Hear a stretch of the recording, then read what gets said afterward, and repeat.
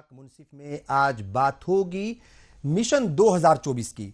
NDA या फिर India, किसको चुनेगा भारत, यही इस पर बात करेंगे हम। जाहिर तौर पर पार्लियामेंट का विंटर सेशन खत्म होते ही भारतीय जनता पार्टी मिशन 2024 की तैयारियों में जुट गई है। आगामी आम इंतखाबात यानी लोकसभा चुनाव को लेकर बीजेपी हाईकमान ने पार्टी के सभी ओहदेदारान के साथ दिल्ली में 2 दिन तक मैराथन बैठक की, जिसमें वजीर आजम नरेंद्र मोदी, पार्टी के कौमी सदर जेपी नड्डा और होम मिनिस्टर अमित शाह ने पार्टी के सभी बड़े और छोटे ओहदेदारान को मिशन 2024 के लिए गुरु मंत्र दिए। उधर इंडिया अलायंस ने भी 2024 का मैदान जीतने के लिए कमर कस ली है। इंडिया अलायंस की सबसे बड़ी पार्टी कांग्रेस ने भी मिशन 2024 को संजीदगी से लेते हुए दिल्ली में कांग्रेस वर्किंग कमेटी की बड़ी बैठक बुलाई थी, जिसमें 2024 के आम इंतखाबात जीतने के लिए हिकमत अमली बनाई गई। कांग्रेस ने तो 2 कदम आगे बढ़ते हुए 2024 के लिए एक कोऑर्डिनेशन कमेटी भी बना डाली, साथ ही मैनिफेस्टो कमेटी भी उसने उसकी तश्कील कर दी। यानी मिशन 2024 के लिए सभी सियासी दल अपने अपने तौर पर तैयारियां कर चुके हैं, मगर बड़ा सवाल यही है कि भारत की जनता यानी इस मुल्क की आवाम किसे मुंतखब करने जा रही है, एनडीए गठबंधन या फिर इंडिया अलायंस को। आज हम इसी अहम मुद्दे पर चर्चा करेंगे और इस मुद्दे पर बात करने के लिए कई खास मेहमान मेरे साथ मौजूद हैं। हमारे साथ होंगे संदीप मिश्रा जी, आप कांग्रेस के तर्जुमान हैं, अपनी बात रखेंगे कांग्रेस की तरफ से कि आखिर इंडिया अलायंस और कांग्रेस वो कितनी तैयार है 2024 के आम इंतखाबात के लिए। इनके अलावा हमारे साथ हैं खेमचंद शर्मा साहब, आप बीजेपी की तर्जुमानी करेंगे और बीजेपी की तरफ से अपनी बात रखेंगे। साथ ही हमारे साथ मौजूद होंगे सर्वेश पाठक साहब, आप सीनियर सहाफी हैं। एक सहाफी की नजर से क्या कुछ ये इस वक्त मुल्क का सियासी माहौल देख रहे हैं, उस पर ये अपने तबादला ख्याल करेंगे, अपनी जो है वो ख्यालात का इजहार करेंगे। और इन सब के अलावा हमारे साथ हैं एडवोकेट शाहिद अली साहब, आप पॉलिटिकल एक्टिविस्ट हैं और सियासी तज्जिया निगार हैं, साथ ही ये बहुत सारे मसलों पर अपनी बात जो है वो रखते रहते हैं। ये भी इस मसले पर जाहिर तौर पर अपनी बात रखेंगे और हम इनसे भी जानने की कोशिश करेंगे कि आखिर 2024 के आम इंतखाबात को लेकर ये किस तरीके से मुस्तकबिल ये इस मुल्क का देख रहे हैं। और सबसे पहला सवाल खेमचंद शर्मा साहब आपसे ही। 2 दिन तक दिल्ली में बीजेपी की बड़ी बैठक हुई, तमाम मुल्क के तमाम सूबों से जो है वो जो पार्टी के जो जिम्मेदार लोग थे, ओहदेदारान थे, वो आए। प्राइम मिनिस्टर वहां पर मौजूद थे, जो पार्टी प्रेसिडेंट है वो वहां थे, होम मिनिस्टर थे और बड़े लीडरान मौजूद थे। उनकी मौजूदगी में एक तरीके से तमाम बातें हुई हैं, तबादला ख्याल हुआ है कि आखिर 2024 के जो आम इंतखाबात हैं कैसे उसमें पहले के मुकाबले बीजेपी ज्यादा बेहतर जो है वो सीटें लेकर के आए और ज्यादा सीटें लेकर के आए। तो कुल मिलाकर के क्या कुछ नतीजा निकला 2 दिन की इस मैराथन बैठक का?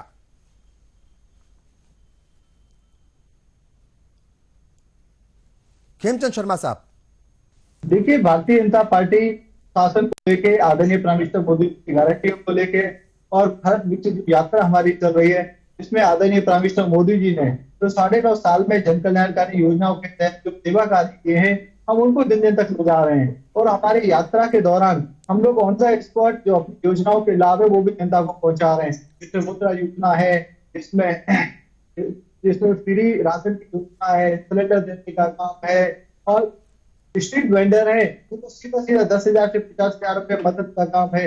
पीएम किसान की अगर कोई प्रॉब्लम है, अगर किसी को नहीं आ रही है तो इसको हम लोग रिजॉल्व करने की कोशिश कर रहे हैं, उनसे बातचीत कर रहे हैं। तो आदरणीय प्राइम मिनिस्टर 9.5 साल में जो जन कल्याणकारी योजना थी उनकी बातचीत पे चर्चा, उन पे संवाद हम लोग आगे लेके जा रहे हैं।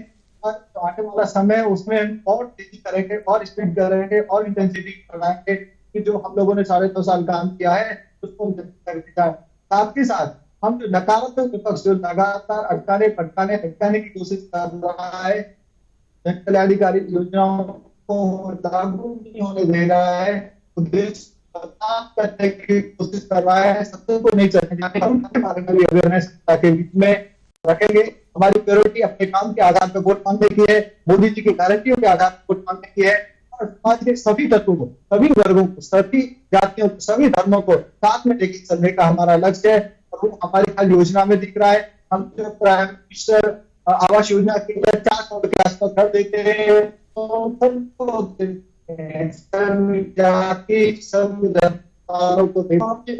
भारतीय जनता पार्टी है, जो मोदी जी है जो कहते हैं वो जरूर करते हैं, उनके अलावा सिर्फ और सिर्फ वो बहानेबाजी करते हैं, सिर्फ और सिर्फ भड़कलाने की कोशिश करते हैं और आपके जो वोट है उनका मिसयूज करते हैं। आपको मोदी जी को विश्वास रखना है, आपको भारतीय जनता पार्टी में विश्वास रखना है, तभी देश आगे जाएगा, तभी सभी का विकास होगा।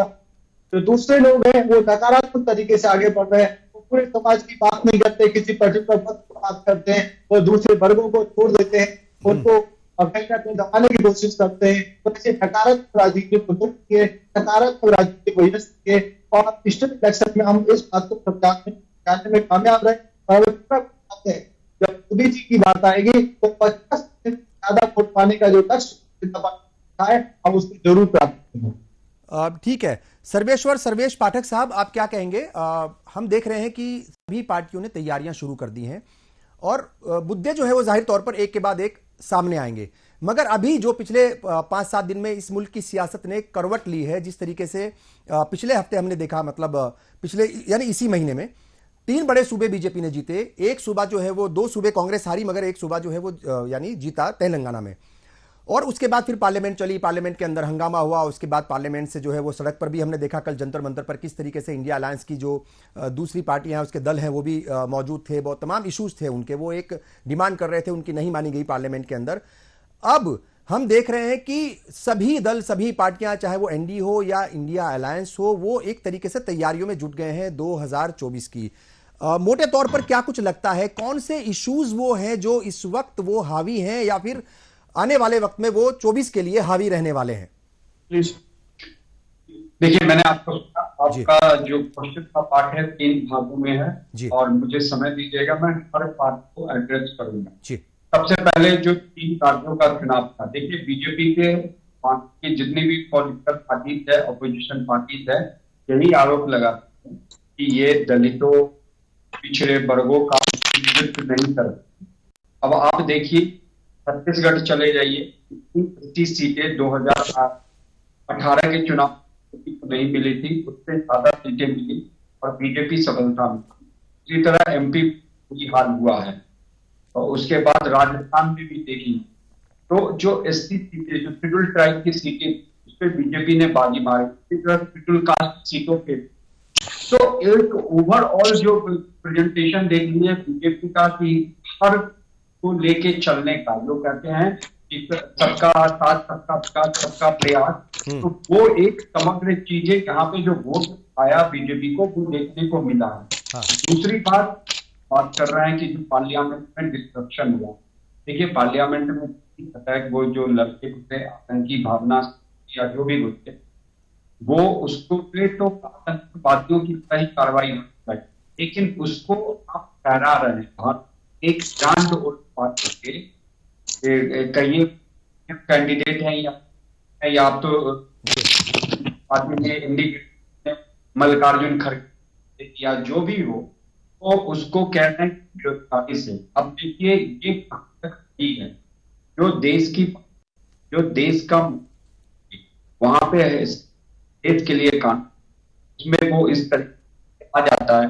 कक्षा में चूक 8-10% और ये बीजेपी की जो सरकार क्या निशान है, लेकिन फिर उसको होगी कि ये बेरोजगार इसलिए ऐसा किया कि कतई नहीं बर्दाश्त, और देश की इन्हीं को ध्यान में रख, जिस तरीके से जाति का आया और फिर जातीय जन उसका मुंह जवाब बीजेपी ने इनको दे। अब आप देखिए ना कि बीजेपी एक एसटी को राष्ट्रपति पद करते हैं, वहीं बनाते हैं, पे आप ओबीसी बड़े ओबीसी करते हैं कि ओबीसी से ज्यादा में यूपी में काम किया कि ओबीसी के। अब आप देखिए बिहार में 33% कितना है, या यादव या खुद कुमार है, वहां भी कितने लोग जो भारत का है, कहते हैं कि जो यूपी सेंटर में सरकार लोकसभा, लेकिन वहां अपोजिशन अखिलेश यादव तैयारियां देखिए, वहां पे अगर अलायंस गठबंधन में आती है तो कांग्रेस को 30 सीटें मिलेगी। ये सबसे बड़ी है कि तो सीट तेरी आपस में, तो जो जहां पे वहां पे वो के अकॉर्डिंग होगा। ठीक है, अंदाजा लगाइए कि लोकसभा की में बिहार में 4 चले जाइए, बंगाल की कुछ सीटें हैं। इसी तरह हम साउथ हैं तो तमिलनाडु वहां पे डीएमके है 4 या 5 राज्य जिन्होंने इन्होंने से कर्नाटक किया, हिमाचल किया, यहाँ पे ये सीधे फाइट, छत्तीसगढ़ एंड राजस्थान में ये सीधे फाइट में है। लेकिन 2019 का जी तो इन तीनों राज्यों जीती है बीजेपी। बिल्कुल ठीक है।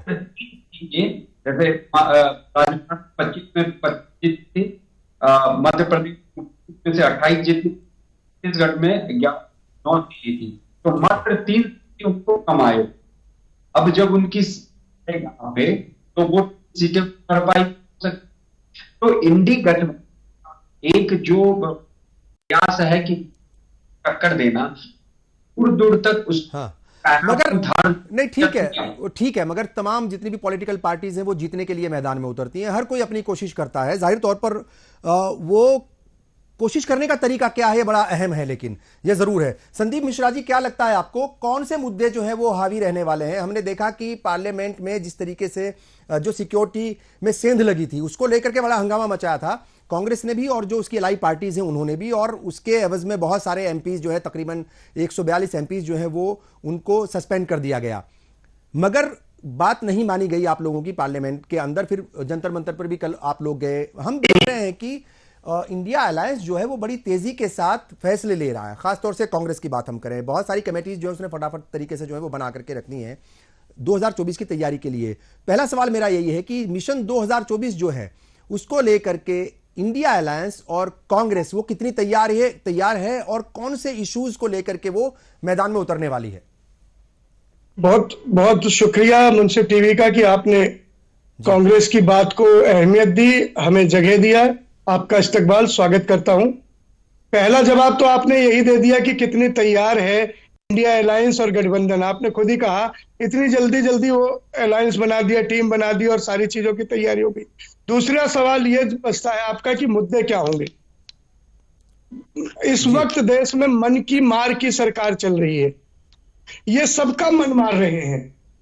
ये मोदी जी एक ऐसे तानाशाह अलगार निजाम साबित हुए हैं भारत में कि जिनको खेत तो चाहिए पर किसान नहीं चाहिए, खेल चाहिए खिलाड़ी नहीं चाहिए, सीमा की सुरक्षा चाहिए पर सैनिक नहीं चाहिए, व्यापार तो चाहिए रोजगार नहीं चाहिए, बैंकों में धन तो चाहिए लेकिन गरीबों के खाते में नहीं आना चाहिए।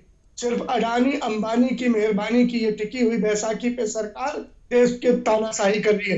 ये मूत्रपात की सरकार, आपने देखा कि गरीब के ऊपर किस तरह से पैसा देने वाले लोग हैं। उसके बाद मध्य प्रदेश की घटना को भुला दीजिए, यूपी में भी दोबारा ये करती है। एक बच्चा रोता रहता है, गिड़गिड़ाता रहता है, करो वीडियो बनाते आपने देखा है। मन की मार और ये सरकार तौबा कर रही है कि युवाओं के पास सरकार के नाम पे मोदी जी कहते हैं सर के बदले हम 21 के बाद ही लंबी बातें कर बता दे। भाई सर्जिकल स्ट्राइक की थी ना उन्होंने, जब कुछ पाकिस्तान में कोई हरकत की सर्जिकल स्ट्राइक हुई थी, तो आप जो है ये कैसे कह सकते हैं कि वो हिफाजत तो चाहिए मगर सेना नहीं चाहिए? वो तो करते हैं काम। हाँ, आप अग्निवीर जिसे जनरल नरवाने साहब ने कहा, उससे पहले राहुल गांधी जी ने कहा था कि ये मोदी और आरएसएस की टोपी हुई चीज है जो सेना को करेगी। वही जनरल नरवाने साहब ने कहा ना, सहमत नहीं थे, हम अतप्रत थे, हैरान थे कि मजदूर की तरह सैनिक हो सकता है। देश की सरहदों को इन्होंने किया है, व्यापारियों के गुल्लक किया है, किसानों के खेत खलिहान को कमजोर किया है, युवाओं के हाथ को कमजोर किया है। मैं कहता हूँ बैंक का कर्जा आप देखते ऐसा पत्रकार है, 50 लाख करोड़ का कर्जा 231 लाख करोड़ किया। आज ही उस कर्जे पर ट्वीट किया है कांग्रेस ने, आज ही उस कर्जे पर ट्वीट किया है कि 2014 में क्या हालात थे और आज क्या हालात है। ये बात सही है, मैं खेमचंद शर्मा से उसके जवाब लूंगा, मगर यहां रोक करके मैं शाहिद साहब के पास आता हूं। मैं आऊंगा वापस, मैं बिल्कुल पूरा मौका मिलेगा आपको। मैं शाहिद साहब के पास आता हूं चूंकि बहुत देर से इंतजार कर रहे हैं। शाहिद साहब, हम देख रहे हैं कि तैयारियों की बात जो है आपने सभी की सुन रही, तमाम पार्टीज के लोगों की बात सुनी, बीजेपी की, कांग्रेस, जो पॉलिटिकल एनालिस्ट है उन्होंने भी बताया कि भाई किस तरीके से जो है वो एनडीए वो अपनी तैयारियां कर रहा है और हर एक दल को मौका मिलता है, हर एक दल जो यही चाहता है कि वो फिर वापस जो है वो हुकूमत में आए, सत्ता में आए। क्योंकि कोई भी पॉलिटिकल पार्टी जो है वो जाहिर तौर पर एक मौका होता है समाज सेवा का, मगर वो समाज सेवा या जो भी फलाह बहबूदी के काम है वो पावर में आकर के ही मोटे तौर पर किए जा सकते हैं। आपको क्या लगता है, क्योंकि जो सतपाल मलिक हैं उनके भी कुछ बयान आए थे और बहुत अजीबोगरीब बयान थे, वो क्या इश्यूज हैं जो वो मोटे तौर पर रहने वाले हैं? क्या बेरोजगारी मुद्दा होगा? क्या जो मतलब जो नौकरियों का मसला है, एक नौकरियां नहीं है नौजवानों के पास, क्या वो मसला होगा? या फिर कांग्रेस एक बड़ा जो है इशू लेकर के आई है जातिगत जनगणना, मतलब कास्ट सेंसस को लेकर के आई है, मगर हमने देखा वो जो 5 सूबों के इंतखाबात हुए असेंबली, उनमें तो वो बहुत ज्यादा नहीं चलता हुआ नजर आया। कौन कौन से वो इश्यूज हैं जो हावी रहने वाले हैं 2024 के लिए? शाहिद साहब। रब्बानी साहब, सबसे पहले मैं ये बताना चाहता हूँ कि एनडीए जीते या इंडिया जीते जी, इस देश के मुसलमानों ने 1947 से लेकर के लगातार आते आ रहे हैं।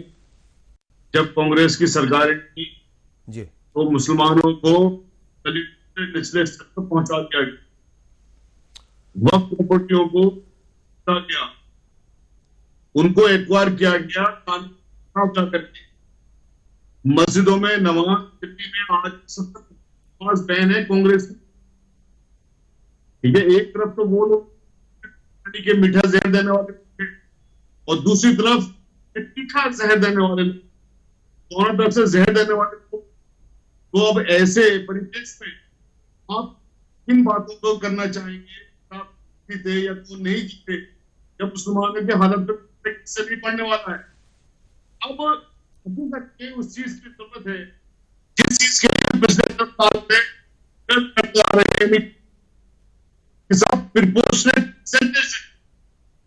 प्रिपोर्शनेट रिप्रेजेंटेशन, जैसे बार काउंसिल के जी, जैसे प्रेसिडेंट ऑफ इंडिया के इलेक्शन जो लोग हैं सबको है, तो ऐसे ही रिप्रेजेंटेशन को भी असेंबली और चाहिए। तो तब हो सकती है जब इनके लिए बाकायदा भिन्न है ना, अलग तो नहीं है ना, इसका भिन्न है, इसके पार्ट है। आप उनके खिलाफ कैसे कर सकते हो? आज पॉलिटिकल पार्टी को कहते हैं मुसलमानों को टिकट वो चाहे जो पॉलिटिकल पार्टी इस तरह के मुसलमानों पार्लियामेंट के अंदर लेके आते, किसी की हकूक नहीं लड़ते, मुसलमानों के जितने तो वो करने में तुले होंगे। तो अब एक जरूरत आपकी डेट में चाहे वो एनडीए की हो या जब तक ये लोग अपने में इस बात उनको रिप्रेजेंटेशन देंगे, तब तो मिलते हैं तो जो मुसलमान ठीक है, की बात करें, पहले हम उसके लिए आगे आगे लड़ेंगे, कोई मतलब नहीं है। पार्लियामेंट के अंदर सब ठीक है, लोगों ने जाकर ठीक है, मैं आ रहा हूं, वापस आ रहा हूं। खेमचंद जी, कई सारी बातें यहां पर आई हैं। शाहिद साहब ने थोड़ा सा रुख मोड़ा है डिबेट का, वो कह रहे हैं कि भाई एनडीए आए या फिर इंडिया अलायंस आए, इंडिया अलायंस भी आप उसको कहते हैं, उन पर कोई फर्क नहीं पड़ने वाला, हिंदुस्तान के मुसलमानों पर कोई फर्क नहीं पड़ने वाला। यानी एक तरफ जो है पार्टी एक नारा देती है सबका साथ सबका विकास, फिर जुड़ जाता है सबका विश्वास, फिर जुड़ जाता है उसमें सबका प्रयास। मगर हमने देखा अभी जो 5 सूबों में असेंबली इंतखाबात हुए वहां टिकट नहीं दिए गए, तो ये उनका एक दर्द था, उनकी पीड़ा थी, उनके एक मतलब एक फिक्र थी उनकी कि भाई आप मुसलमान यहाँ इस मुल्क का है तो उनको टिकट क्यों नहीं दिए जाते, और क्या 2024 में भी पार्टी टिकट नहीं देगी अपने किसी मुस्लिम लीडर को, है ना? तो ये एक सवाल था। और संदीप मिश्रा ने भी बहुत सारे अहम इश्यूज उठाए हैं। उन्होंने कहा है कि बेरोजगारी बढ़ रही है, मुल्क के ऊपर कर्ज बढ़ा है, 2014 के मुकाबले आज अगर हम देखें तो वो 2.5 लाख करोड़ के करीब जो है वो ज्यादा बढ़ गया है। तो ये जो मसले हैं इनसे निपटा नहीं जाता, अपोजिशन की बातें नहीं सुनी जाती, इनका क्या जवाब देंगे खेमचंद साहब? चूंकि ये बातें आपने सुनी है कांग्रेस के लीडर की भी और शाहिद साहब की भी। शाहिद साहब से मैं कहूंगा, शाहिद साहब जब पीएम आवास योजना के तहत घर बांटे जा रहे हैं और उसमें हमारे मुस्लिम भाई बहनों की जितनी परसेंटेज जनसंख्या की है जनसंख्या के परसेंटेज 20 मानते हैं, 15 से 20 के बीच में मानते हैं, तो वहीं जो घर एलोकेटेड 30 से 35% होते हैं, वो सही है या दूसरी बातें सही हैं? तो पीएम किसान के माध्यम से बिना किसी भेदभाव के सबको मदद दी जा रही है और हमारे आदमी को मदद कर रही है, क्या वो सही है या दूसरी बात सही है? जब हमारे मुस्लिम भाई हज के लिए बाहर जाते हैं तो सुविधाएं और जो प्रोसेस किया गया है, आज महिलाएं भी अकेली जा सकती हैं, वो सही है या दूसरी बातें सही है? वैक्सीनेशन सबको दिया गया, जिसमें किसी को भी डिस्क्रिमिनेट नहीं किया, वो सही है या दूसरी बातें सही है? आज तो फ्री में राशन दिया जा रहा है, हम जानते हैं कि भाई बहनों में गरीबी है, उनको सिर्फ मिसयूज किया गया, उनको सिर्फ वोट बैंक समझा गया। आज अधिकतर मुस्लिम भाई बहन जो गरीब हैं वो उसका लाभ उठा पा रहे हैं, वो सही है या कुछ मुसलमानों को जो टिकट की बात कर रहे हैं सो कॉल्ड, वो सही? टिकट भी दी जाएंगी, टिकट दी जाती है विजिबिलिटी के आधार पे, जहां पे कोई कैंडिडेट जीत सकता है वहां पे टिकट दी जाती है। खेमचंद जी देखिए, खेमचंद जी मैं इस मसले पर आपको रोकूंगा। कोई भी हम डिस्क्रिमिनेशन कर रहे हैं नहीं कर रहे हैं, ठीक है, सेवा सबके लिए कर रहे हैं। खेमचंद जी देखिए ये बात सही है कि कोई भी पार्टी जब कैंडिडेट उतारती है वो पावर करना है, सबको आगे ले जाना है। खेमचंद जी मेरा ये कहना है क्योंकि जब कोई भी पार्टी कैंडिडेट उतारती है वो सही तौर पर, ये बात सही है कि जिताऊ उम्मीदवार के लिए ही वो देखती है, मगर अभी लेटेस्ट एग्जांपल मैं राजस्थान का आपको दूं, आपके बहुत सारे मुस्लिम लीडर्स ने जो है वो टिकट वहां पर मांगे।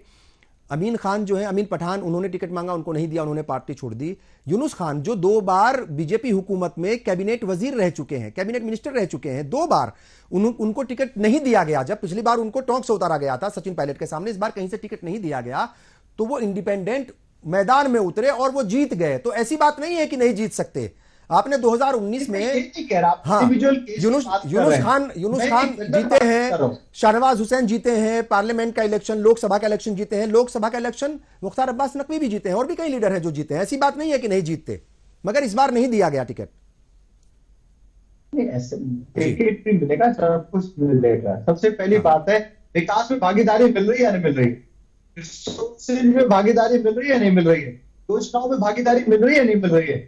और मैं ये कह सकता हूं कि योजनाओं में भागीदारी मिल रही है, बल्कि परसेंटेज से ज्यादा मिल रही है, क्योंकि आज भी तो गरीबी, अधिकतर गरीबी मुस्लिमों में व्याप्त है। उसके कई कारण है, अशिक्षा, कट्टरपंथ, और जिस तरीके से की पॉलिटिक्स के तहत उनको गरीबी रखा गया, गरीब रखो, धर्म के आधार पर इनके वोट लेते रहो, भारतीय जनता पार्टी से डरा के इनकी वोट लेते रहो, इनका उत्थान मत करो, एम्पावरमेंट मत करो, जो ट्रिपल तलाक जैसा एक महापाप समाज में व्याप्त था उसको मत हटाओ, सिर्फ और सिर्फ कठपुतली बन के कट्टरपंथियों के हाथ में खेलते रहो, उसकी वजह से गरीबी। लेकिन आज आदरणीय प्राइम मिनिस्टर मोदी जी की योजनाएं उनको लखपति बना रही है, महिलाओं को लखपति बना रही है, उनको संदीप जी ठीक है, संदीप जी एक सवाल, ठीक है ठीक है ठीक है संदीप जी, संसदों को मिल रहा है, एम्पावरमेंट जरूरी है, विकास जरूरी है, और हम विकास में नहीं कर रहे हैं, बराबरी कर दे रहे हैं, बल्कि ज्यादा दिया जा रहा है। ठीक है संदीप जी, एक बड़ा सवाल यहां पर जो है आम लोगों के जहन में ये उठता है कि देखिए बीजेपी है या फिर एनडीए है, वहां पर एक फेस है, प्राइम मिनिस्टर कौन होगा 2024 में भी एक चेहरा मौजूद है, वहां पर एक लीडर है, और वो ऐसा लीडर है जिसके लिए सबकी हाँ है, मतलब पार्टी के अंदर या गठबंधन के अंदर कहीं कोई मतलब कोई प्रॉब्लम नहीं है किसी को, ठीक है।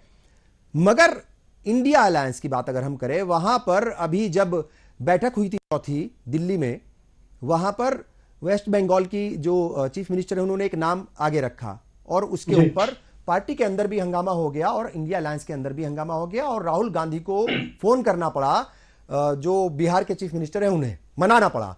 तो एक बड़ा सवाल यह है कि भाई अभी तक तो आपके सामने, आपके पास चेहरा ही नहीं है, तो फिर एनडीए का मुकाबला करने के लिए किस तरीके से आपको नहीं लगता कि एक बड़ा मुश्किल है आपके लिए? ये बहुत वाजिब सवाल है आपका, और ममता बनर्जी जो देश की शेरनी की तरह है, हिंद की शेरनी की तरह है, उन्होंने बहुत बड़ी नब्ज को टटोलते हुए कहा कि पहली बार देश के इतिहास में कोई दलित प्रधानमंत्री होगा। लाल किले के प्राचीर से जब तिरंगे की पवित्र डोरी कोई दलित प्रधानमंत्री खींचेगा तो बाबा साहब अंबेडकर जी की आत्मा बड़ी प्रसन्न होगी, और ये कोई दुस्वप्न नहीं है, ये सार्थक भी हो सकता है और सफल भी हो सकता है। रही बात कि हमारे खुद के नेता, हमारे अध्यक्ष ने कहा कि पहले हम इतनी संख्या तो जुटा लें कि प्रधानमंत्री कौन बनेगा, उस पर तो बात करेंगे। जब उस स्थिति में आए प्रधानमंत्री का चेहरा भी तय हो जाएगा। लेकिन शाहिद भाई की बात में जवाब देना चाहता हूँ, बड़ा बढ़िया बात कही थी इन्होंने, बड़े मर्म की बात कही और मैं इनका इस्तेमाल करते हुए एहतराम करता हूँ। इन्होंने उस दुख रग को पकड़ा। हर बार मुसलमान बॉल बना रहेगा किसी के। आपको याद है कि जब जब कांग्रेस रहा तो कांग्रेस का पंजा हमेशा सबके साथ साथ रहा है। शाहिद भाई आप इस बात पर एहतराम भी करते हैं। और बड़े बड़े नेता हम कांग्रेस ने दिया है, कांग्रेस साथ में दिया है, बड़े बड़े मुसलमान कांग्रेस को दिया है, कांग्रेस का साथ अभी भी अलग नहीं है। लेकिन तब से 2004 के तानाशाह का युग आया है, ये नारे सुने हैं उससे हरामजादे, नारे सुने वर्सेस 20, नारे सुने कि गद्दारों को और गोली सबसे हमने भरी वो आतंकवादी हो और वो क्या चीजें सुनी है कि भी कांग्रेस ने किसी भी मुस्लिम ना अलग उन्हें पाकिस्तान चले जाओ। पाकिस्तान के वर्तमान सरकार के मंत्रियों ने शुरू की है। रही बात मुस्लिम नेताओं को देना चाहिए और देनी चाहिए, शायद हाथ के देना, कि जिस तरह से जितना कांग्रेस ने किया है क्या ने किया है क्या, कतार में नहीं रखा उन्हें। साहब से लेकर गुलाम अली नबी आजाद तक रहे, उनके हम रहे, उनके पीछे चलते रहे।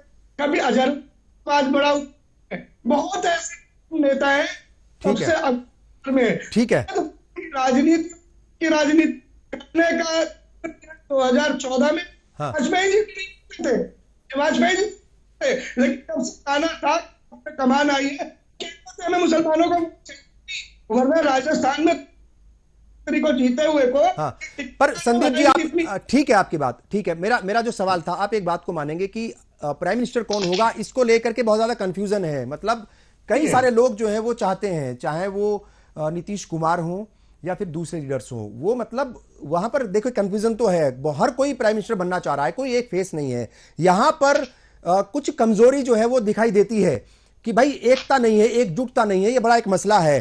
पाठक साहब, हाँ जवाब दे देता हूँ 2 लाइन में बस। हाँ देखिए, जिसकी जितनी हिस्सेदारी उसकी उतनी भागीदारी। ठीक है, प्रधानमंत्री तो उसी दल का होगा ना साहब जिसकी संख्या ज्यादा होगी। ठीक है, अब किसी के 10 MLA जीत के आएंगे या 10 MP जीत के आएंगे, वो कहे मैं CM बन जाऊंगा या PM बन जाऊंगा, कैसे बनेगा? जिसकी जितनी बड़ी संख्या होगी। 90s में इस मुल्क की सियासत ने ऐसा भी कुछ देखा है कि वहां पर जब प्राइम मिनिस्टर बनाए जा रहे थे अलग अलग कुछ वक्त के बाद, तो वहां पर वो ये तादाद नहीं देखी जा रही थी कि किसकी तादाद कितनी है, वो सिचुएशन के हिसाब से फैसले लिए जा रहे थे। बहरहाल अब मैं पाठक साहब आपके पास आऊंगा, चूंकि बहुत सारी बातें देखी आपने सुनी है। शाहिद साहब का अपना एक दर्द है और वो वाजिब बात है उनकी, जो उन्होंने कही है वो उनके दिल की बात है। वो उस समाज से आते हैं और वो समाज का दर्द है, जाहिर तौर पर उन्होंने रखा।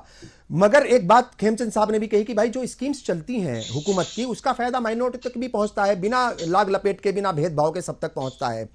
तो जाहिर तौर पर उसको भी कंसीडर करना चाहिए कि भाई हुकूमत की स्कीमों का फायदा अगर किसी समाज तक पहुंच रहा है तो उसको कंसीडर जरूर करना चाहिए, मगर टिकट नहीं दिए जाते स्ट्रेटजी के तहत, एक रणनीति के तहत। यह भी सच्चाई है और इसमें कहीं कोई दो राय नहीं है। पाठक साहब, मेरा सवाल यह है कि 2024 के लिए, चूंकि 22 जनवरी को रामलला के दर्शन जो है जाहिर तौर पर एक पूरी मतलब एक बड़ी तकरीब होगी, एक बड़ा प्रोग्राम होने जा रहा है, तो राम मंदिर का मुद्दा 2024 के लिए जिस तरीके से पार्टी और RSS और दूसरी तंजीमें उसको बड़े लेवल पर करने जा रही हैं, 2024 के आम इंतखाबात पर वो कितना असर डालने जा रहा है? देखिए, आपने 2 चीज पूछा। पहले जो हमारे पैनलिस्ट भाई साहब ने जो मुद्दा उठाया और आपने भी कहा कि जितनी भी सरकारी योजनाएं, चाहे वो मुद्रा योजना हो, चाहे वो उज्ज्वला योजना हो, चाहे और भी सरकार की योजना, वो किसी की जाति धर्म देख के नहीं दिया जा रहा है, हर लोग लाभान्वित। लेकिन खास के 2014 के बाद जब से मोदी सरकार आई है, तो केवल और केवल मुसलमान भाई बहनों के लिए कुछ योजनाएं 10 सेकंड दिएगा, मैं इसको चैनल के सभी ऑडियंस को बताना चाहता हूँ, क्योंकि देखिए देश में इन योजनाओं इतने लाभार्थी हैं और इन योजना केवल और केवल मुस्लिम भाई बहनों के लिए कि कोई भी चैनल बड़े लेवल पे नहीं कर रहा है। इस तरह की क्या उसका दुष्प्रचार होता है। जो योजनाएं केवल मुस्लिम भाई बहनों के लिए जो आता है उड़ान योजना, इस उड़ान योजना क्या है कि जितने भी मुस्लिम छात्र और छात्राएं हैं, अगर घर पे रह के पढ़ाई करते हैं तो 1500 रुपए का जो मोदी सरकार देती है, बाहर तो 3000 रुपया। हाँ। ये क्या उन छात्राओं के सहयोग नहीं कर रहा है क्या? हाँ, मगर अभी मैं बताऊं आपको, पिछले कुछ महीनों से वो स्कीमें बहुत सारी बंद हो चुकी हैं, जिसकी वजह से उनको प्रॉब्लम हो रही है जी। अभी जो स्कॉलरशिप की जो स्कीम थी, बहुत सारी वो बंद कर दी गई हैं पिछले बंद की गई, हाँ बंद हो गई ना जी। 2014 से लोगों ने उसका लाभ उठाया, अब पूरा डेटा निकालते, आरटीआई डाल के जी। फिर है शादी, इसमें मुस्लिम लड़कियों के लिए तो है ग्रेजुएशन के 51,000 रुपया के, अब पूरा डेटा निकाल, ठीक है, क्या मुस्लिम तो फायदा नहीं उठाया। हाँ। योजना जो स्किल डेवलपमेंट का मेन मकसद कि हमारे देश के उनको स्किल किया जाए, जिससे किसी भी एरिया में काम कर सके। ये जो उस्ताद है केवल और भाई और बहनों के लिए हाँ। और कमायो योजना जो वर्कर्स के जो है सुविधा प्रदान की जाती। बाद ईदी योजना में छात्रवृत्ति, लेकिन अभी बंद हो गए छात्राओं की कुछ, या इसको जिन्होंने उठाया वो लाभान्वित नहीं हुए। तो ये कहते हैं ना बीजेपी टिकट नहीं, आपका कहना ठीक है, लेकिन जो लाभान्वित है हाँ। नहीं, वो तो दोनों बातें की जाएंगी साहब। देखिए, अगर टिकट नहीं दिया गया वो भी बात रखी जाएगी, और अगर कुछ स्कीमों का जो भी फायदा पहुंच रहा है, वो भी, सड़क बनती है तो वो सब उस पर चलते हैं, सबके लिए फायदा होता है, हॉस्पिटल बनता है तो सब उसका फायदा उठाते हैं, स्कूल बनता है या कुछ भी स्कीम आती है, नए हवाई अड्डे खुलते हैं या नई ट्रेनें चलती हैं, तो जाहिर तौर पर उसका तमाम मुल्क के जो बाशिंदे हैं सबको फायदा पहुंचता है। शाहिद साहब, मैं इससे पहले आपके पास आऊं, मैं इस मुल्क का जो नौजवान तबका है वो क्या कुछ चाहता है, उसके जहन में क्या चल रहा है, इस मुल्क की जो आवाम है वो आखिर किसको 2024 में मौका देगी, इस पर हम बात कर रहे हैं। चूंकि एनडीए और इंडिया जो भी दोनों गठबंधन है वो अपने अपने तौर पर तैयारियां शुरू कर चुके हैं। ब्रेक में जाने से पहले बहुत सारी बातें हो रही थी, एडवोकेट शाहिद साहब के पास सीधे चलेंगे, और बात हो रही थी कि क्या 2024 में जो मुस्लिम पॉलिटिक्स है उसका क्या कुछ रोल रहने वाला है। चूंकि शाहिद साहब, आपकी अपनी जो शिकायतें हैं वो अपनी जगह हैं, मगर एक सवाल यहां पर यह भी है कि जो मुस्लिम पॉलिटिक्स है जाहिर तौर पर वो भी कहीं ना कहीं मुतासिर करती है इस मुल्क की सियासत को, और कोई भी ऐसा इंतखाब जो है हमने नहीं देखा, कोई भी ऐसा चुनाव हमने नहीं देखा इस मुल्क का जिसमें मुस्लिम पॉलिटिक्स की बात ना हो। कई बार अपीजमेंट की बात होती है, कई बार उनसे जुड़े मुद्दों को लेकर के सामने लाया जाता है, तो जाहिर तौर पर वो हमेशा रहते ही हैं, चाहे वो इधर रहें या उधर रहें, मगर मसला जो है वो उनके आसपास ही जरूर घूमता है। 2024 में हिंदुस्तान की जो मुस्लिम सियासत है, मुस्लिम पॉलिटिक्स है, वो किस तरफ जा रही है, क्या रुख आपको नजर आ रहा है? बहुत प्यारा सवाल है आपके रफानी जी। मैं यही अर्ज कर रहा हूं, तो इसने जो पॉलिटिक्स की हमेशा वो ये की कि साहब देखते हैं ये क्या है, ये इसकी मुसलमानों की, वो मुसलमानों की, जैसे कि पूरी दुनिया मुसलमानों की रखती हो। हाँ। लेकिन हकीकत में क्या हुआ कि मुसलमानों को स्तर पर भेज दिया गया, ये फैक्ट चाहिए, इसे कोई नहीं जुटा सकता। आज की डेट में जो पॉलिटिक्स 2013 से चल रही है जी, तो यह चल रही है कि देखिए साहब हमको ठीक कर देंगे, यानी ये अपीजमेंट ऑफ फितूस की पॉलिटिक्स कर रहे हैं, तो निशाने पे अब भी मुसलमान ही है। और हकीकत बात यह है कि अभी जो पार्लियामेंट के अंदर जो हुआ, बहुत अफसोसनाक बात है, वो रिलीज हुई, लेकिन वहां पर एक भी मुसलमान नहीं था। तो ये जो आज पॉलिटिक्स चली जाती है कि देखिए साहब हम हिंदुओं के लंबरदार हैं, हम मुसलमानों को ठीक कर देंगे, हमें वोट चाहिए। क्या हकीकत में देश का नौजवान कहां फंसता है, तो कुछ है नहीं, कुछ है किसी भी तरह से।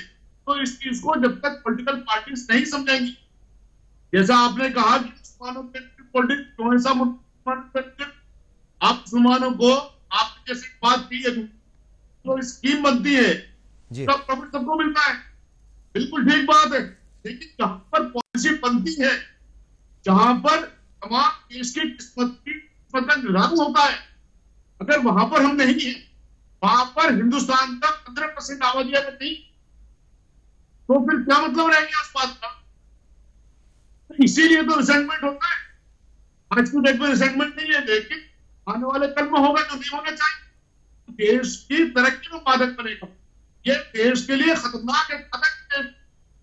इसीलिए आपके माध्यम से मैं पॉलिटिकल पार्टी के कानून में कम से कम बात कहना चाहता हूँ कि आप लोगों ने अपनी वाली पॉलिटिक्स बंद नहीं की, क्या मुसलमानों को देंगे कुछ नहीं, लेकिन आप पॉलिटिक्स उन्हीं के नाम पे करेंगे, तो निचले स्तर पर पहुंचाने का काम करेंगे या ऊपर पार्लियामेंट साफ करने का काम करेंगे। ये देश के लिए घातक है, ये देश को तोड़ने वाली पॉलिटिक्स है, ये देश को एकजुट रखने वाली पॉलिटिक्स नहीं है। ठीक है, बाबा अम्बेडकर ने सपना देखा था, उसकी पॉलिटिक्स नहीं है। बिल्कुल ठीक है। और ये किसी भी, बार बार हम इस बात को कहते हैं और कई सारे जो है मुल्क के लीडर्स इस बात को भी कहते हैं, कई सारे मजहबी रहनुमा कहते हैं कि भाई किसी भी जमहूरी मुल्क में, किसी भी मुल्क के लिए, जमहूरी मुल्क के लिए खासतौर से ऐसा नहीं हो सकता कि कोई एक कम्युनिटी किसी एक पॉलिटिकल पार्टी के लिए अछूत हो जाए या कोई एक पार्टी किसी एक कम्युनिटी के लिए अछूत हो जाए। ये दोनों तरफ है, मतलब कोई ये वन साइड गेम नहीं है, ये गिव एंड टेक है 100%। अब मैं कुछ उन मसलों पर आऊंगा, उन इश्यूज पर बात करूंगा कि चैलेंजेस क्या क्या हैं इंडिया के सामने, मतलब जो इंडिया अलायंस है उसके सामने चैलेंज क्या है, एनडीए यानी एनडीए जो मिलकर के लड़ रहे हैं, जाहिर से बहुत सारी पार्टियां वहां पर भी, और खासतौर से बीजेपी के सामने क्या चैलेंजेस हैं उस पर बात करेंगे। और संदीप मिश्रा जी, अगर मैं कांग्रेस की बात करूं, क्या लगता है आपको, क्या आपके सामने कुछ आइडियोलॉजिकल डिफरेंसेस जो है वो नजर आते हैं कि जैसे मैंने पहले भी कहा था कि एनडीए की जितनी भी पार्टीज हैं वहां पर सब एक मत हैं, कोई मतभेद वहां पर ज्यादा नहीं है, विचारधारा के तौर पर भी वो जो एक हो गए हैं, मगर कांग्रेस के अंदर और खास तौर से कांग्रेस भी हम देख रहे हैं कि 2014 के बाद से थोड़ा डगमगाई रहती है, उसको समझ में नहीं आता कि वो सॉफ्ट हिंदुत्व की तरफ चलेगी या कहां चलेगी, थोड़ा सा कंफ्यूजन वहां पर है। तो आपको क्या लगता है कि ये एक बड़ा चैलेंज है, लोगों को बताए, क्लियर करे कि भाई हमारी जो है राह ये है, कहीं कोई कंफ्यूजन नहीं है, हम 100% सेकुलरिज्म के ऊपर चलेंगे? क्योंकि ये सवाल इसलिए उठ रहा है कि मध्य प्रदेश में हमने देखा था कमलनाथ जो है वो बाबा बागेश्वर धाम के यहां गए, बाकायदा बड़े प्रोग्राम्स कराए, और बाबा बागेश्वर धाम की जिक्र मैं इसलिए कर रहा हूं क्योंकि वो लगातार हिंदू राष्ट्र बनाने की बात कहते रहते हैं, एक कम्युनिटी का नाम लेकर के उनके खिलाफ कई बातें उन्होंने बोली हैं, तो थोड़ा सा कंफ्यूजन जो है वो नजर आता है। तो ये चैलेंज है कांग्रेस के सामने? नहीं, बिल्कुल चैलेंज नहीं है। मैं एक बात कहता हूं कि हम से हिंदुस्तान है, उसमें हा से हिंदू और मां से मुसलमान है, बाकी और आवाम के लोग हैं। अगर ये दो पहिए ही बड़े एक साथ नहीं होंगे तो हिंदुस्तान की कल्पना नहीं कर सकते। मेरा एक शेर है जो बड़े बात से मैं कहता हूँ, बड़े फक्र से कहता हूँ कि अपने ईमान से मुसलमान हिंदुस्तान में है, तुम तिरंगे से हरा रंग हटा नहीं सकते। मैं कहता हूँ कि 2014 के बाद अभी बड़े तर्क दे रहे थे पाठक साहब और खेमचंद जी कि सड़कें बना दी, ये कर दिया और वो कर दिया। मैं कहता हूं ये सड़कें तो बनाने चलने देंगे मुसलमानों को, लेकिन सड़कों पर वो बनाने का अधिकार नहीं देंगे। ये अस्पताल तो बना देंगे मुसलमानों के लिए, लेकिन अस्पताल का खाका तैयार करने का नहीं देंगे। ये राशन मुफ्त देंगे, लेकिन राशन बांटने का अधिकार मुसलमानों को नहीं देंगे। ये वोट तो इन्हें कतार में लगवा के डालने देंगे, लेकिन वोट जीतने का अधिकार नहीं देंगे। एक तरफ सदन में बैठकर मोदी जी पीठ थपथपाते हैं कि 33% आरक्षण मुसलमान महिलाओं के नाम हो गया, 0% आरक्षण की पार्टी मुसलमान के लिए। ये देश कैसे चलेगा साहब? ये देश कैसे चलेगा? इसमें पहले 2014 कब ये समस्या मॉब लिंचिंग जैसी इजाद हुई, चले जाओ पाकिस्तान इजाद हुआ, कभी हुआ कि सदन में किसी मुसलमान भाई ये कहा आतंकवादी है? कभी नहीं हुआ, इजाद हुई है। कब हुआ कि आदिवासी पर कोई मूत्रपात करते? कांग्रेस की दी हुई या बीजेपी की दी हुई से कांग्रेस लड़ रही है। आपका सवाल वाजिब, ठीक है, उसका जवाब ये है जनता। एक मैं आ रहा हूं, चूंकि आम आदमी पार्टी के लीडर भी हमारे साथ जुड़ चुके हैं और मैं सीधा उनके पास ही चलूंगा। सीट शेयरिंग को लेकर के भी एक बड़ा मसला है और आम आदमी पार्टी ने पूरा पंजाब और पूरा दिल्ली मांगा है 2024 के लिए, क्या कहेंगे साहब? जी नमस्कार। नमस्कार साहब जी। ये जो सीट शेयरिंग का मसला है ये, हाँ, ये एक बड़ा चैलेंज है इंडिया अलायंस के लिए। ये बातें करते और जब आप हिस्सा होते हैं तो आप तय नहीं कर सकते जी। तो गठबंधन किया जाएगा उसको फॉलो करना पड़ेगा। गठबंधन का मतलब हुआ कि जो भी एक एजेंडा हमें और एक सहमत होना पड़ेगा। तो अभी उसी गठबंधन अभी सीट शेयरिंग को लेकर बात चल रही है। ऐसे भी जो भी कुछ छोटा आएगा देश के, लेकिन ये तो है भारतीय जनता पार्टी इस बार सत्ता से बाहर उठेगा। खेमचंद जी, मैंने कहा था कि कुछ चैलेंजेस भी हैं, मतलब जाहिर तौर पर वो अगर इंडिया अलायंस के सामने है तो वो एनडीए के सामने भी हैं, और दक्षिण जो है वो सबसे बड़ा चैलेंज है। साउथ को कैसे जो है वो साउथ के किले को कैसे फतेह किया जाएगा, क्या कुछ उसकी प्लानिंग है, क्या कुछ रणनीति है? जी ठीक है, पूरा भारत है, पूरा हिंदुस्तान है, पूरा इंडिया है। हम लोग ऐसे नहीं देखते साउथ वेस्ट नॉर्थ ईस्ट, हम लोग सबके लिए काम करते हैं। और अभी हमारे एक मित्र मुस्लिम, मेरे को ऐसा लगता है कि शायद वो मुस्लिम समाज को रिप्रेजेंट करते हैं, उन्होंने बहुत ही गलत आरोप लगाए। वो कह रहे कि मुसलमानों को राशन बांटने नहीं दिया जाएगा, राशन देंगे। अरे बांटने वाले भी हैं, लाखों की संख्या में ऐसे वेंडर हैं जो मुस्लिम समाज से आते हैं, करोड़ों की संख्या में ऐसे लोग हैं जो मुद्रा योजना के तहत लाभ लेके मुस्लिम समाज के जो आज चला रहे हैं। कह रहा हूँ कि बांटने दोगे क्या, अधिकार होना चाहिए। खेमचंद जी बातों की जलेबी मत बनाइए। आपके वाले भी हैं, पिताजी के खजाने से नहीं, देश के खजाने से नहीं, किसी के टोरी के खजाने से नहीं है। यही दिखाता है कि आपकी बात एक एक, मेरा ख्याल कि अगर हम एक एक करके बात करेंगे, चूंकि देखिए यहाँ चीखने चिल्लाने से कुछ नहीं होगा, हम सार्थक बहस करना चाहते हैं। नहीं कर रहा था, इसके पीछे बोलना नहीं। संदीप जी करना पड़ेगा। संदीप जी एक बार सुन लीजिए, संदीप जी सुन लीजिए, एक बार सुन लीजिए खेमचंद जी को। वो चूंकि जब आप बोल रहे थे वो आपके बीच में नहीं बोले, एक बार सुन लीजिए आराम से, फिर जवाब दे दीजिए आप। हाँ देखिए संदीप जी इसलिए क्योंकि इनकी बातें गलत थी। अब ये कहते हैं कि भाई धर्म के आधार पे रिजर्वेशन लो, संविधान में है नहीं कि जो 10% गरीब को रिजर्वेशन दिया गया है उसमें हमारे मुस्लिम भी आते हैं, सिख भी आते हैं, वो व्यवस्था की गई है। वो व्यवस्था भी ठीक है, भारतीय जनता पार्टी की प्रश्न नहीं के सब काम करते हैं।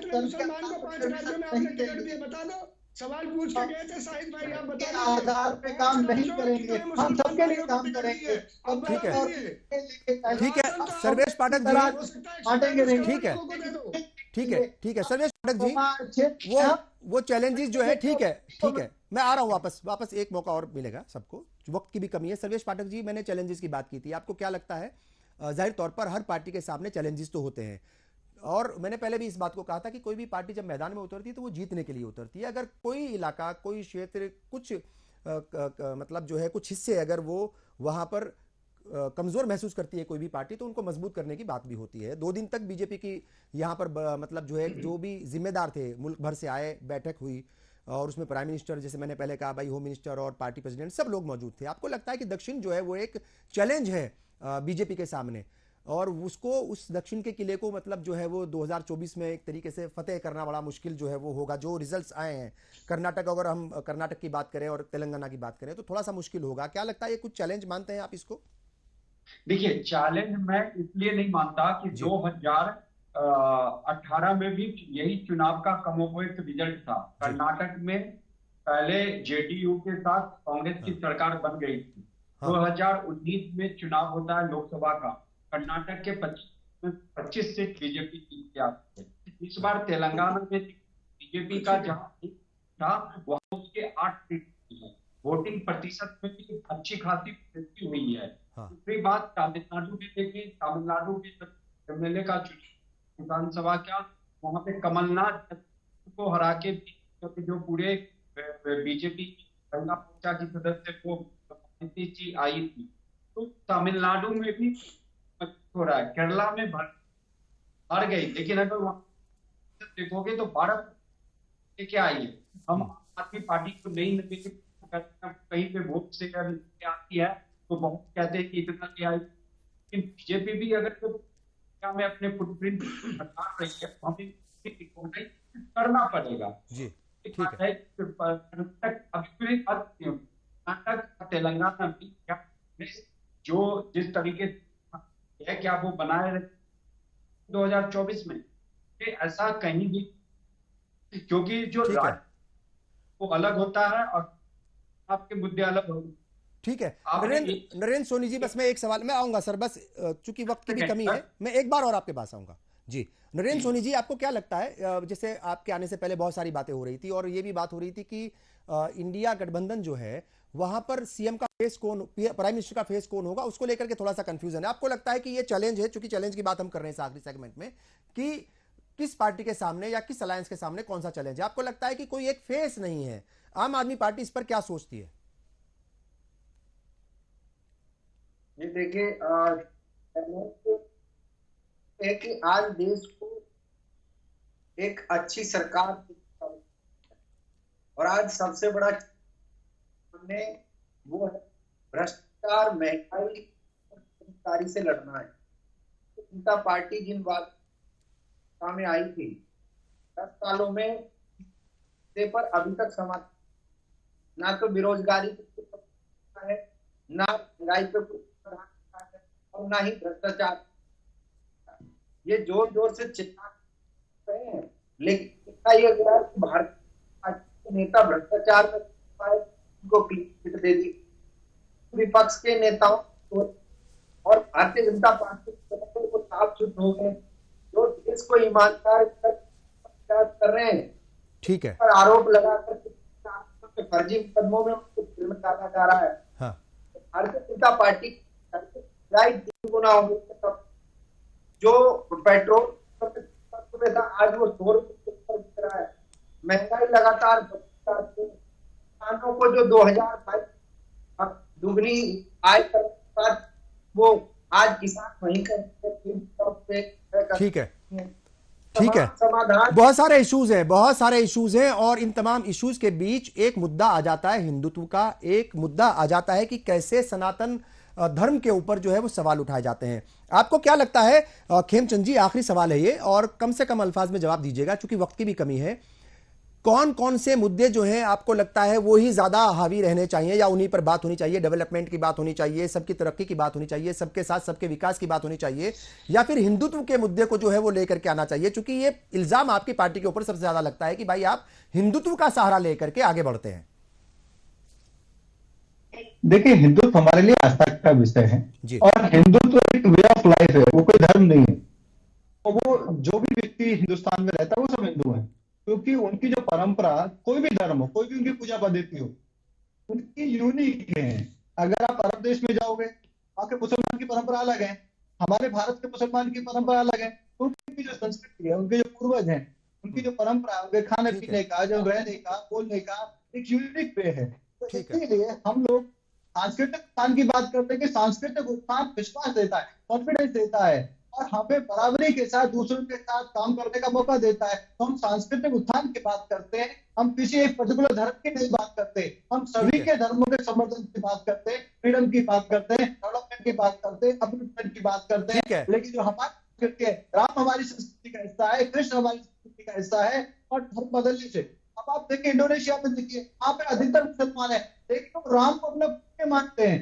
रामायण के जो कैरेक्टर के आधार पे वहां के जो सारे इंस्टीट्यूशन उनके नाम रखे गए हैं। तो अपनी परंपरा, अपनी संस्कृति पे गर्व सबको होना चाहिए, मुसलमानों को होता है। ठीक है, तो जो एक मुसलमान है, लेकिन जो कट्टर है हम उनके आधार पर चलने नहीं है और कट्टर के आधार पर चलना भी नहीं।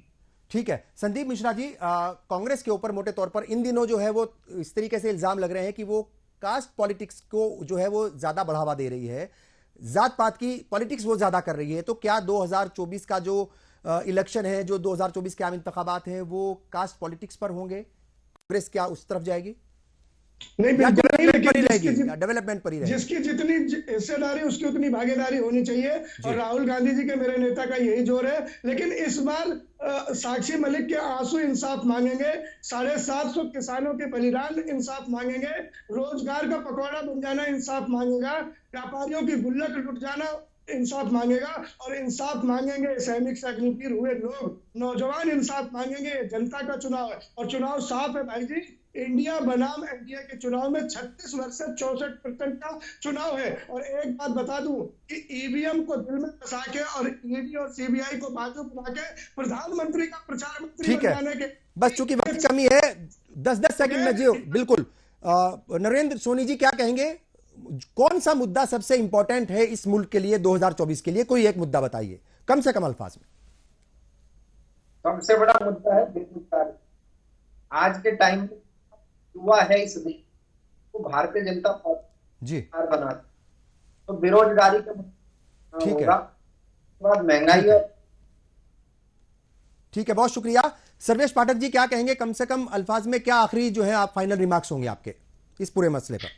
देखिए, यहाँ पे अभी आपने एक बात बताई थी, आम आदमी पार्टी पंजाब और दिल्ली में सीट मांग रहा है, तो ये इंडी गठबंधन में यही तय नहीं होता और कांग्रेस पार्टी कितने सीटों पे लड़ेगी जो ग्रांड ओल्ड पार्टी है, क्योंकि अगर पंजाब और दिल्ली की पूरी सीटें लोकसभा की मिला दी जाए तो 20 सीटें आती है और जो आम आदमी पार्टी इसी जगह पे यानी सीट शेयरिंग को लेकर के इनके अंदर आपको लग रहा है कि वो ज्यादा झगड़ा होगा, उसी के ऊपर जो है वो चीजें होंगी, कुछ बहुत ज्यादा जो है वहां पर आपको नजर नहीं आ रहा है इंडिया गठबंधन में। बहरहाल आप सब लोग आए, बहुत बहुत शुक्रिया, और आप हमारे साथ जुड़े, अपने अहम ख्यालात का इजहार किया। जाहिर तौर पर तमाम पॉलिटिकल पार्टी जो है वो मैदान में उतरने की तैयारी कर चुकी हैं 2024 के आम इंतखाबात के लिए, मगर फैसला तो इस मुल्क की आवाम को ही करना है। जाहिर तौर पर उसके लिए इंतजार करना पड़ेगा आप सबको।